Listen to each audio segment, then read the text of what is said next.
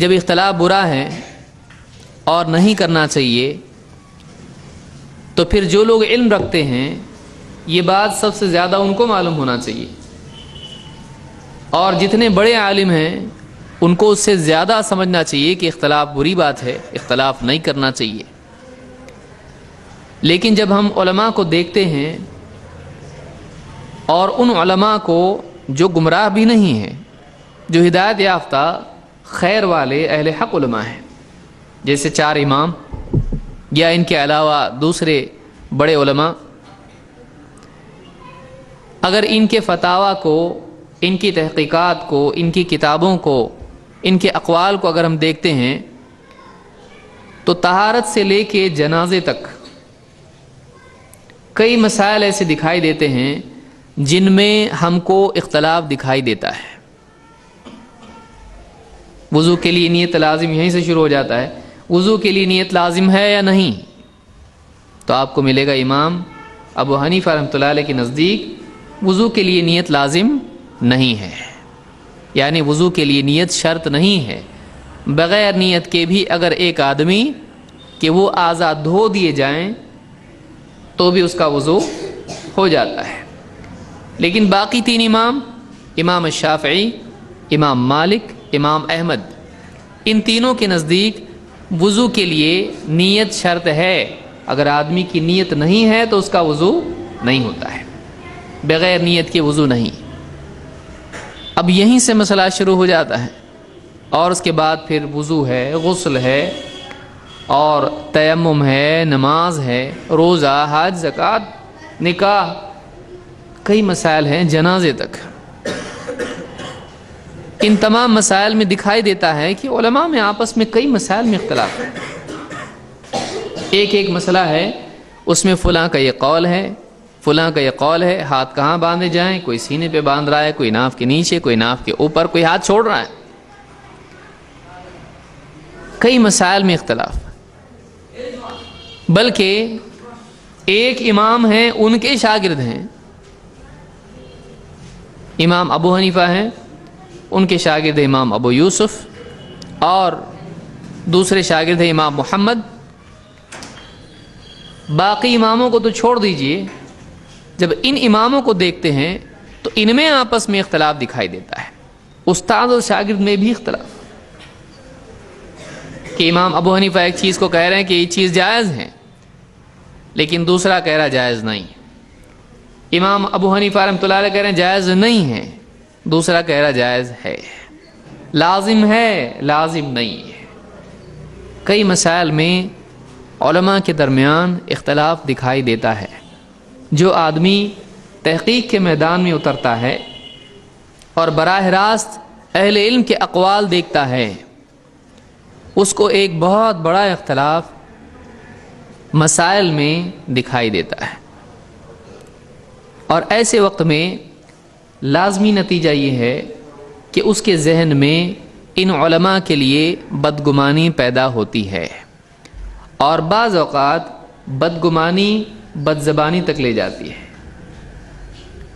پہلے دل میں ان کے لیے خرابی آتی، کیا کر کے رکھ دی دین کا، پھر فرسٹریشن بڑھتا ہے، اور غبارہ جب لمٹ ختم ہو جاتی ہے تو کیا ہوتا ہے؟ پھر آپ غبارہ ہے، بلون پھونکو، اس میں آپ پھونکو، ایک لمٹ ہے اس کی، جب اس کی لمٹ ختم ہو جاتی ہے تو کیا ہو جاتا ہے؟ وہ پھٹ سے پھٹ جاتا ہے ایک دم۔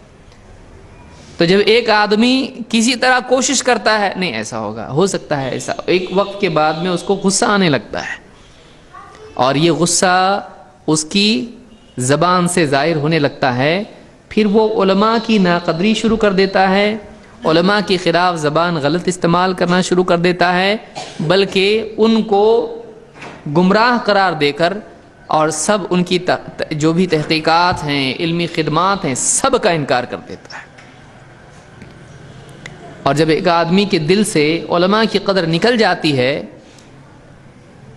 تو لازمی طور پر نتیجہ اس کا یہ پیدا ہوتا ہے کہ گمراہی کا راستہ اس کے لیے ہموار ہو جاتا ہے، یعنی اس کے لیے اجتہاد کا راستہ آسان ہو جاتا ہے۔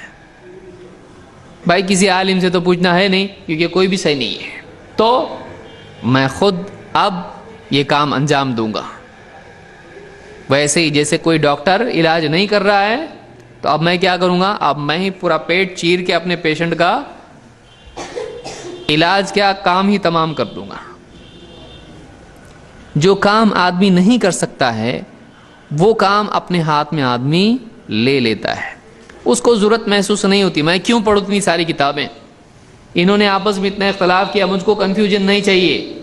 اب میں ہوں اور میرا قرآن ہے اور صحیح بخاری, بس میرے لیے اتنا کافی ہے. کیا ایسا آدمی صحیح جائے گا؟ نہیں. اس لیے کہ قرآن کے فہم کے لیے اس کے لیے دلائل اور اس کے اندر جو بھی تفصیلات ہیں ان کو دیکھنا ضروری ہے. حدیث کے سمجھنے کے لیے اصول حدیث اور فہم حدیث اور قواعد وغیرہ جو بھی اس کو معلوم ہونا چاہیے, ورنہ آدمی گمراہ ہو سکتا ہے. کیا ہم کو یہ کہا گیا ہے کہ صرف بخاری لو؟ نہیں, ہم کو قرآن میں کیا بتایا گیا ہے؟ وَمَا آتَاكُمُ الرَّسُولُ فَخُذُوهُ, جو کچھ رسول تم کو دیں اسے لے لو. یہ نہیں کہا رسول صلی اللہ علیہ وسلم کی حدیثوں میں سے صرف بخاری لو, کہا گیا ہے نہیں. جو بھی حدیث اللہ کے نبی صلی اللہ علیہ وسلم سے ثابت ہے اس کو کیا کرنا پڑے گا؟ لینا پڑے گا. اب آدمی جب علماء سے آزاد ہو جاتا ہے تو اب وہ اپنا خود ایک پیمانہ بنا لیتا ہے, اگر ایسا ہو تو میں مانوں گا, ایسا ہو تو میں مانوں گا. پھر وہ اپنی عقل سے سمجھنے لگتا ہے, علماء کی ضرورت محسوس نہیں کرتا ہے. پھر علماء کی شان میں گستاخیاں کرتا ہے, بڑے بڑے اماموں کو کچھ بھی بولتا ہے. جب ایک بار علماء کی قدر دل سے نکل جاتی ہے تو ایک آدمی وہیں سے گمراہ ہونا شروع ہو جاتا ہے. اسی لیے اللہ کے نبی صلی اللہ علیہ وسلم نے ایک حدیث میں فرمایا, وہ آدمی ہم میں سے نہیں ہے, وہ آدمی ہم میں سے نہیں ہے جو اپنے بڑوں کی تعظیم نہ کرے اور چھوٹوں سے شفقت سے پیش نہ آئے اور علماء کا احترام نہ کرے, ہمارے علماء کا حق نہ جانے. تو یہ جو چیز ہے, علماء کا حق نہیں جاننا, ان کا احترام نہیں کرنا, ان کی عزت نہیں کرنا, ان سے استفادہ نہیں کرنا, یہ آدمی کو کیا کرتا ہے؟ گمراہی کی طرف لے جاتا ہے. ایک حدیث میں جیسے بخاری کی حدیث ہے, اللہ کے نبی صلی اللہ علیہ وسلم نے فرمایا کہ اللہ تعالیٰ تم سے علم کو یوں ہی چھین نہیں لے گا کہ تمہارے بالکل دلوں سے چھین لے, ایسا نہیں چھین لے گا. علم تھا اور اچانک آدمی سلام پھیرا نماز کا, السلام علیکم ورحمۃ اللہ, السلام علیکم ورحمۃ اللہ, کئی حدیثیں غائب ہو گئیں, کئی آیتیں غائب ہو گئی, دل سے یاد ہی نہیں آ رہا. ایسا ہوتا ہے؟ نہیں. رات میں سویا اور بہت ساری باتیں یاد تھیں, صبح کو اٹھا تو سب غائب. اس طرح سے آٹو ڈیلیٹ نہیں ہوگا, کچھ اپنے آپ ختم علم نہیں ہوگا. اللہ تعالیٰ تم سے علم کو یوں ہی چھین نہیں لے گا, بلکہ علم کیسے تم سے اٹھے گا؟ ایک ایک کر کے علماء اٹھتے چلے جائیں گے. ولیکن یقبض العلم بقبض العلماء بعلمہم, بلکہ اللہ تعالیٰ علم کو علماء کے ساتھ ان کے علم کو اٹھا کر چھین لے گا. ایک ایک کر کے علماء چلے جائیں گے. حتی اذا لم یبق عالما اتخذ الناس رؤوسا جہالا, یہاں تک کہ جب ایک بھی عالم باقی نہیں رہے گا لوگوں کے درمیان تو لوگ جاہلوں کو اپنا سردار بنائیں گے. ایسے لوگوں کو اپنا رہنما بنائیں گے جو رہنما ہونے کے لائق نہیں ہوں گے, گہرا علم ان کے پاس نہیں ہوگا, سطحی باتیں کچھ جانتے ہوں گے, آدھا ادھر کا معلوم ہے آدھا ادھر کا معلوم ہے, دونوں جوڑ کے پورا بنایا, ایسے لوگ ہوں گے.